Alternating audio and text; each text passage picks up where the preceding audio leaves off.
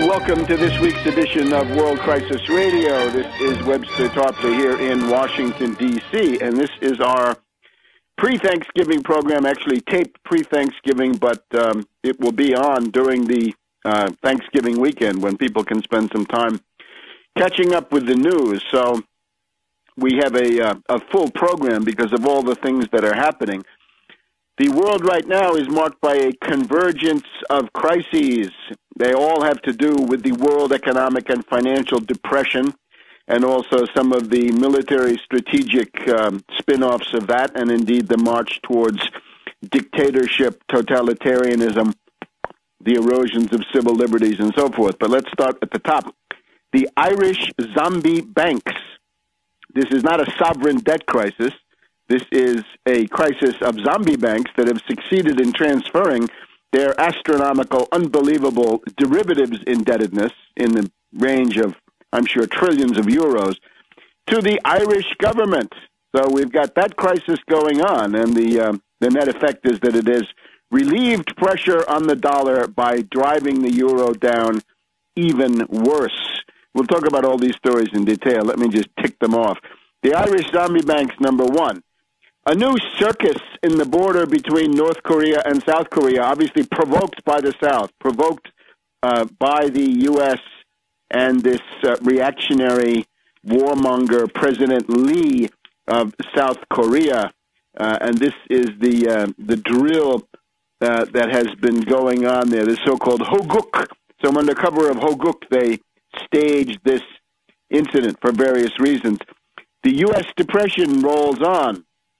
Sales of existing U.S. homes down 2.2%. Now, there are slightly fewer unemployed new claims this week, but this is simply a week-to-week seasonal fluctuation. We've also got reports, our fourth crisis, the FBI in the process of raiding various hedge funds and mutual funds. Now, so far, it looks like a typical FBI exercise. Go after some little fish to relieve pressure on the big fish. When I see Jamie Dimon in handcuffs, when I see Blankfein in an orange jumpsuit on Rikers Island, when we see Pandit the Bandit doing the perp walk, we'll take it seriously, but not as long as we're dealing with, admittedly, important hedge funds and mutual funds. But this is not J.P. Morgan Chase. J.P. Morgan Chase is the heart of the matter. And in terms of public opinion, I guess it's Goldman Sachs. So those two come out of it untouched, then it's a fraud.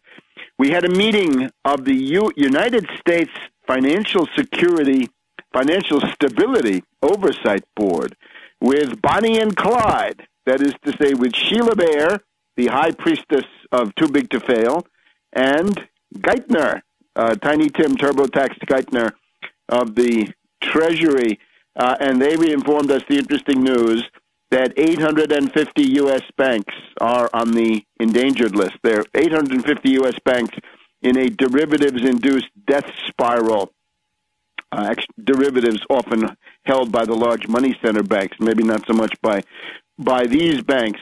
We've also got the fraud closure crisis, and we want to make a special challenge to the so-called Tea Party. You want to get some populist street creds? You claim that you're concerned about private property? Well, I've been wondering, whose private property? How about the private property of American middle-class homeowners who are having their houses stolen by zombie bankers working with corrupt judges, robo-signers, robo-judges, and they're now trying to get this entire monstrous swindle legalized ex post facto. In retrospect, they want to make this all legal with the help of a corrupt Congress. Where does the Tea Party stand? We haven't heard anything from the Tea Party. We heard Republicans defending BP against a shakedown. Old Joe Barton was so concerned about BP's private property. So what private property are we talking about? Are we talking about the so-called private property of zombie bankers who come with fraudulent paperwork and steal your house? Or are we talking about the American middle class and their right? Yeah, their right to have a home. We have that since the GI Bill. Thank you very much. That was one of the things that people fought for in World War II, and no zombie banker should be allowed to take it away. We're also expecting the Hariri report, the United Nations frame-up report on Lebanon, and it's clear now, ample leaks through various Canadian news media, that the goal, of course, has always been clear, starting with Detlev Melis, the tool of the U.S., famous for his work on the La Belle discotheque back in 1985 to allow Reagan to bomb Libya that year.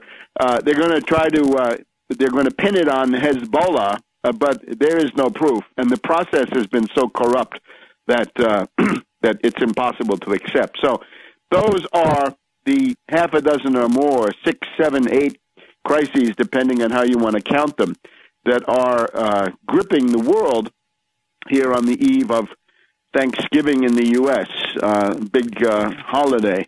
So concerning where we stand, it's 1 year ago we had the beginning of what is called the sovereign debt crisis. That's the interesting chronology, right? September 2008, the zombie banks implode because of their derivatives, their credit default swaps, their collateralized debt obligations, their structured investment vehicles, and so forth.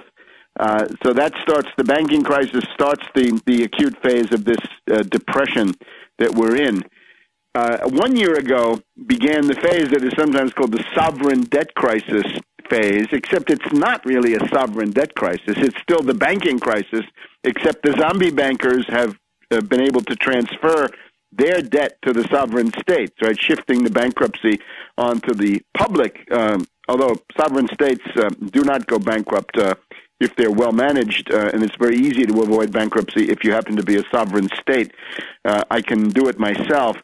The 1 year ago, we had the beginning of this with Dubai. 2 years ago, we had the Mumbai terrorist attacks. Remember those? And, of course, we've got this guy Headley. We've got a DEA, Drug Enforcement Administration provocateur, working for the U.S., undoubtedly working for the U.S. all the way, not turned, but loyalty stayed essentially with the DEA, now convicted for essentially being the organizer of this. How interesting. So the U.S. Arranged for the Mumbai massacre through this combination double agent, patsy, whatever he is. Now, for the past, the past 2 or 3 months, say since about June, from June until September, we had another period of a falling dollar. We had another summer decline, a summer swoon of the battered greenback, right? And that came in the wake of the failure of the hedge fund attack on Greece using credit default swaps to promote the immediate breakup of the euro, which had been the goal in May. Remember, the flash crash of May 6th was a feature of an attack on the euro.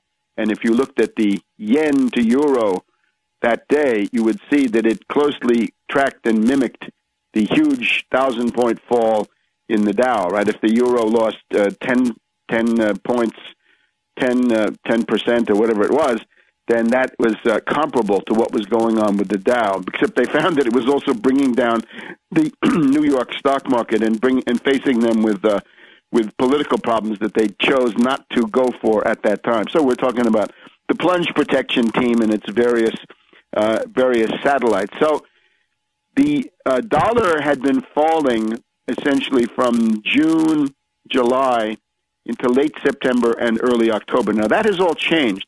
It has turned around, and the dollar has begun to gain ground again on the euro, starting in October and reaching now almost to the end of November. And the way that that is done is a speculative attack using credit default swaps on the sovereign debt of Ireland, Spain, and Portugal. And that is what has brought us to the current Irish crisis. And the International Monetary Fund has a modest proposal for Ireland, and we'll hear about that in just a minute here on World Crisis Radio.